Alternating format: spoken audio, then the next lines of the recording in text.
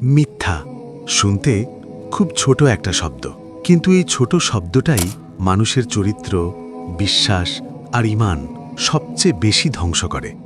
আমরা ভাবি এটা তো ছোট মিথ্যা, কিন্তু ইসলাম বলে মিথ্যা কখনোই ছোট হয় না। আজ মিথ্যা বলা খুব সহজ হয়ে গেছে, বন্ধুর কাছে, পরিবারে, অফিসে, অনলাইনে, সবখানেই। এইবারই শেষ, আর করব না, পরিস্থিতির কারণে বলেছি। এই অজুহাতগুলো দিয়েই মিথ্যা আমাদের জীবনে অভ্যেস হয়ে যায়, কিন্তু কেউ খেয়াল করে না প্রতিটা মিথ্যা হৃদয়ে একটা কালো দাগ ফেলে। রাসূল সাল্লাল্লাহু আলাইহি ওয়াসাল্লাম বলেছেন, সত্য মানুষকে নেকির দিকে নিয়ে যায়, আর নেকি জান্নাতে নিয়ে যায়, আর মিথ্যা মানুষকে পাপের দিকে নিয়ে যায়, আর পাপ জাহান্নামের দিকে নিয়ে যায়। ভাই বোন, খেয়াল করুন, মিথ্যা শুধু একটি গুনাহ না, মিথ্যা অন্য অনেক গুনাহের দরজা খুলে দেয়। মিথ্যা ঢাকতে আবার মিথ্যা, তারপর প্রতারণা, তারপর বিশ্বাসভঙ্গ। একটা মিথ্যা পুরো চরিত্রকে নষ্ট করে দেয়। মানুষ সাধারণত 3 কারণে মিথ্যা বলে। 1. ভয়, সত্য বললে ধরা পড়ে যাবে, এই ভয়। 2. লাভ, সামান্য সুবিধার জন্য সত্যকে চাপা দেওয়া। 3.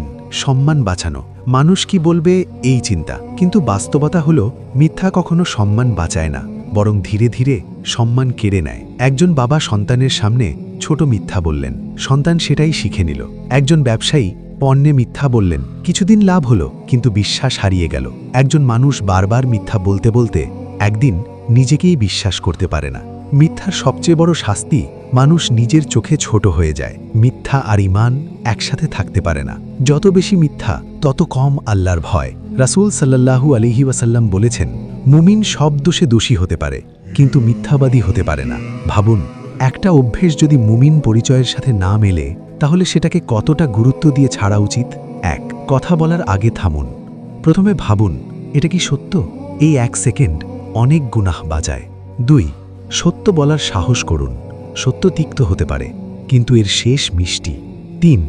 ছোট বিষয়েও সত্যবাদী হন। ছোট মিথ্যাই বড় মিথ্যার রাস্তা বানায়। 4. আল্লাহকে সাক্ষী মনে করুন। মানুষ না দেখলেও আল্লাহ শুনছেন, এই অনুভূতি রাখুন। 5. তওবা ও দোয়া করুন।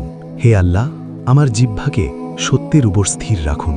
মিথ্যা দিয়ে জীবন সহজ হয় না, বরং জটিল হয়। আর সত্য দিয়ে শুরুটা কঠিন হলেও শেষটা শান্তির। আসুন নিজেকে সত্যের সাথে অভ্যস্ত করি, কারণ সত্যের পথই জান্নাতের পথ।